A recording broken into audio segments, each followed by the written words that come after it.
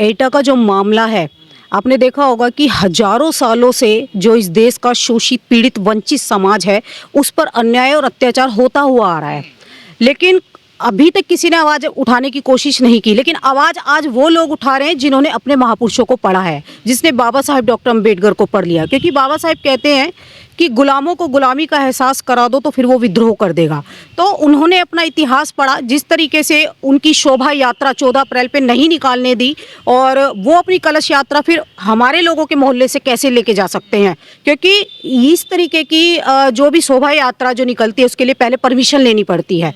तो परमिशन जब उनके पास नहीं है तो फिर वो कैसे कलश यात्रा निकाल सकते हैं? परमिशन तो आप लोगों के पास भी नहीं थी ना, देखिए 16 अप्रैल को। तो परमिशन हमारे लोगों के पास भी नहीं थी। अगर उनको भी बिना परमिशन के निकलना था तो पहले हमारे लोगों की निकलने देते, फिर अपने लोगों की निकाल लेते। लेकिन उन्होंने ऐसा नहीं किया, क्योंकि वो लोग ना तो बाबा साहिब को मानते हैं, इसीलिए उन्होंने खास तौर पर ये कहा कि हमारे मोहल्ले से डॉक्टर अम्बेडकर की जो है शोभा यात्रा नहीं निकलेगी। धार्मिक यात्राओं की कहाँ परमिशन होती है? वो तो धार्मिक परंपराएं है ना, देखिए कलश यात्रा जैसी चीजें। देखिए परंपराएं तो इसको नहीं कह सकती मैं, क्योंकि जो वर्तमान की जो सरकार है उनका जो एजेंडा है वो धर्म को लेकर है। उनका एजेंडे में संविधान नहीं है, डॉक्टर अम्बेडकर नहीं है, उनकी विचारधारा नहीं है। तो जो उनके एजेंडे में होगी वो उसको ही फॉलो करेंगे। तो आप देखिए कि जितनी भी यात्राएं जो निकल रही है वो बिना परमिशन के ही निकल रही हैं। तो जब हमारे लोगों के पास परमिशन नहीं है और आप लोगों के पास भी परमिशन नहीं है तो फिर फैसला बराबर होना चाहिए कि ना हमने निकाली ना आप निकालो। एक्शन का रिएक्शन हुआ है। बिल्कुल, क्रांति के विरुद्ध जो प्रतिक्रांति है वो बहुत जल्दी होने वाली है पूरे देश में, मुझे ऐसा लगता है। तो ये एक मनुवादी जातिवादी लोगों को एक चेतावनी है कि अगर छेड़ोगे तो फिर छोड़ेंगे नहीं हमारे लोग भी। अब वो जागरूक हो चुके हैं, अब वो महापुरुषों को पढ़ रहे हैं, वो बाबा साहेब को पढ़ रहे हैं। तो वो कहते हैं कि अब हम जो है बकरी की तरह जीवन को नहीं जिएंगे, अब हम शेर की तरह अपना जीवन जिएंगे। वाला दलित नहीं है, बिल्कुल नहीं है। पुराना वाला तो ये मनुवादी जिसे डरा कर रखते थे, सहमा के रखते थे, मार पीट के रखते थे, वो दलित आज नहीं है। बिल्कुल ये एक चेतावनी है उन लोगों के लिए कि अगर हम कुछ इस तरीके की घटना किसी के साथ करते हैं तो 1000 बार सोचे। हमारे लोगों को घोड़ी पर नहीं बैठने दिया जाता, मूछें नहीं रखने दी जाती, अच्छी घड़ी पहन लेते तो उनको मार दिया जाता है। आप देखिए कि सब जगह आज स्कूल कॉलेज यूनिवर्सिटी कोई ऐसी जगह नहीं बच रही जहां हमारे लोगों का शोषण नहीं हो रहा हो। तो अब तो बदलाव आना डेफिनेटली निश्चित है। ठाकुर ये कह रहे हैं कि ये जबरदस्ती यहाँ के लोग जो हैं बोर्ड लगा देते हैं द ग्रेट जाटव का, यहाँ ये लोग भीम आर्मी वाले जो हैं ये नफरत फैला रहे हैं गाँव में आकर। बिल्कुल, देखिए कोई नफरत नहीं फैला रहा है। भीम आर्मी के आपने देखा होगा कि जो चंद्रशेखर है, जो कहीं पर भी अन्याय अत्याचार होता है वो डेफिनेटली वहाँ पर जाते हैं और लोगों की आवाज़ को उठाते हैं। तो कहीं ना कहीं इस तरीके की जो घटनाएं जो आज हो रही हैं, मुझे ऐसा लगता है बहुत समय पहले हो जानी चाहिए थी। पर इससे तो विवाद बढ़ेगा ना, नहीं, इससे नफरत फैलेगी, आपस में टकराव होगा। अब देखिए हजारों सालों से तो मनुवादी करते हुए आ रहे हैं हमारे साथ। अगर हमारे लोग आवाज उठा रहे हैं, हमारे लोग विरोध कर रहे हैं, तो इससे क्या नफरत फैलेगी? नफरत तो वही लोग फैला रहे हैं सबसे ज्यादा। दुश्मनी बनेगी। देखिए दुश्मनी तो वो लोग बढ़ा रहे हैं ना, क्योंकि इनके बाप दादा हजारों सालों से हमारे लोगों का न्याय अत्याचार करते हुए आए हैं और विरासत में वही चीजें अपने बच्चों को भी सिखा करके गए हैं कि तुम भी इनके साथ जातिवाद करना, तुम भी मनुवादी मानसिकता को बढ़ावा देना। तो जब वो विरासत में सिखा करके गए हैं तो वो भी एज इट इज कर रहे हैं, जबकि इनकी सोच में बदलाव आ जाना चाहिए था कि हमारे बाप दादाओं ने किया, हमें नहीं करना। हमारे महापुरुष हुए जो कहते कि मानव मानव एक समान, सभी लोग एक समान। कहाँ नहीं होता? मुझे आप बताइए कहाँ नहीं होता? ये सारे पढ़े लिखे स्कूल में, कॉलेज में, यूनिवर्सिटी में, मार्केट में, आप यहाँ तक इवन अगर बस में भी आप जाओगे ना बैठ के, नॉर्मली अगर आप बात करोगे और जब तक दूसरा बंदा आपकी जाति ना पूछ ले तो उसके पेट में दर्द होता रहेगा। कहाँ नहीं होता? छुआछूत हर जगह हो रहा है। अब तो अमृतकाल चल रहा है। कोई अमृतकाल नहीं है। अमृतकाल है पूंजीपतियों के लिए। हमारे लोगों की स्थिति आज भी दयनीय है।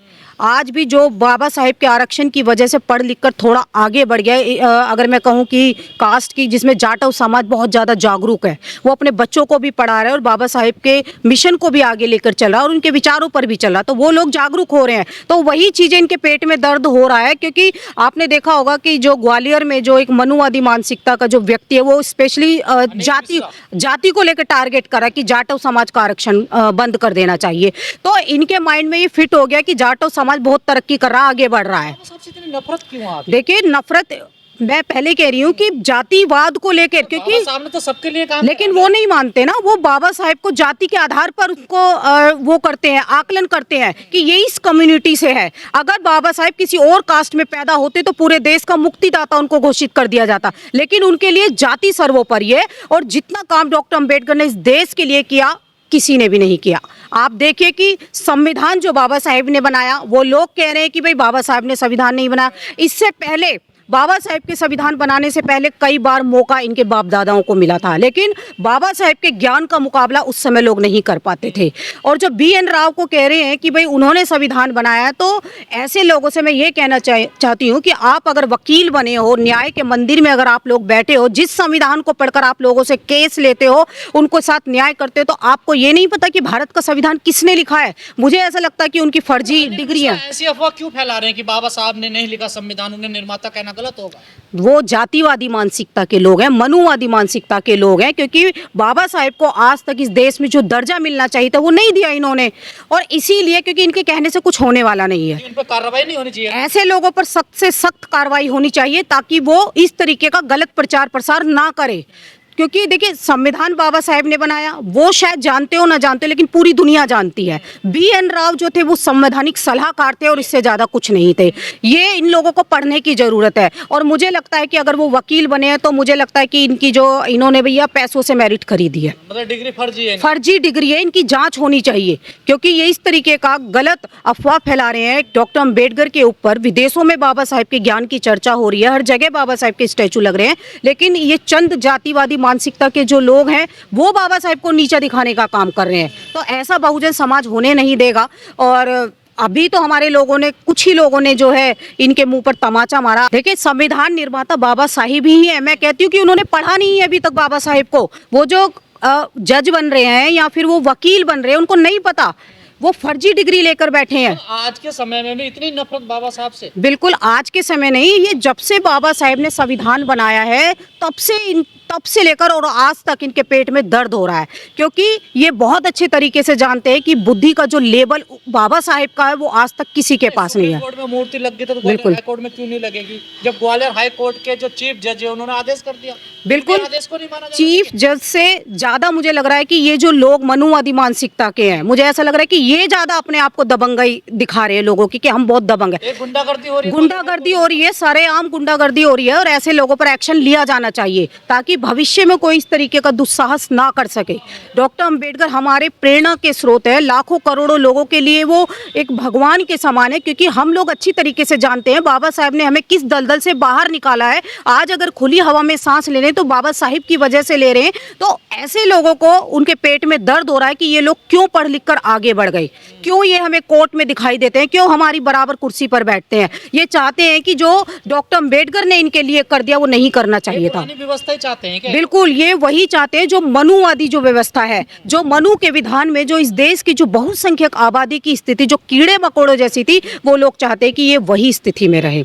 लेकिन बाबा साहेब का जो संविधान है, जिन्होंने सबको समानता और बराबरी का अधिकार दिया है, वो कहते हैं कि सब पढ़ेंगे इस देश में, सब नौकरी करेंगे, सब स्कूल कॉलेज जाएंगे। तो ये लोग नहीं चाहते कि वो समुदाय आधारित समाज बने, ऐसा बिल्कुल ये समानता चाहते ही नहीं है। इसीलिए आप देखिए कि ये हिंदू राष्ट्र बनाने की बात करते हैं, जबकि हिंदू राष्ट्र में आप लोग जानते हो कि जो मनुवादी व्यवस्था का बढ़ावा होगा उसमें, लेकिन जो चंद जातिवादी जो लोग हैं वो बहुत बड़ी गलतफहमी में है कि ये देश कभी हिंदू राष्ट्र बन जाएगा। ये कभी भी हिंदू राष्ट्र नहीं बनेगा, क्योंकि भारत एक धर्मनिरपेक्ष देश है। पर कानूनी कार्रवाई नहीं होगी, ये ऐसी बेतुके बयान देते रहेंगे। जिस दिन इन पर एक्शन कड़े से कड़ा लिया जाएगा तो ये इस तरीके की हरकत नहीं करेंगे।